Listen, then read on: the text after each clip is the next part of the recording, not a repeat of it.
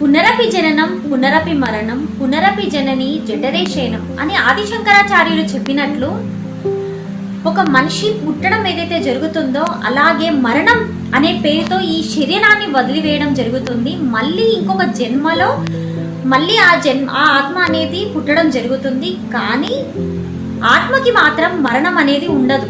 భగవద్గీతలో శ్రీకృష్ణుడు చెప్పినట్లు నయనం చిందంతి శస్త్రాన్ని నయనం దహతి పావకః అంటే ఆత్మకి మరణం అనేది ఉండదు.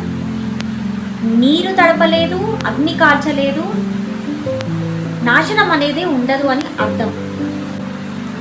ఆత్మ అనేది ఒక జన్మ నుంచి ఇంకొక జన్మ తీసుకుంటూ ఉంటుంది అంట. ఒక్కోసారి ఆ ఆత్మ ఇంకో జన్మ తీసుకోవడానికి కొంచెం సమయం పడుతుందంట. దానికి కారణం తను చేసిన పాపకర్మలు ఏదైతే ఉంటుందో దాని ఫలితంగా ఇంకో జన్మ తీసుకోవడానికి సమయం పడుతుందంట. ఆ సమయంలో పితృలోకానికి ఆ ఆత్మ అనేది వెళుతుంది అని చెప్పేసి గరుడ పురాణంలో చెప్పడం జరిగింది. అప్పుడు అక్కడ ఆత్మ అనేది ఆకలి దప్పికలతో చాలా బాధపడుతూ తన పూర్వీకులు ఎవరైనా తనకి ఆహారము నీరు పెడతారు అని చెప్పేసి ఎదురు చూస్తూ ఉంటారు అంట.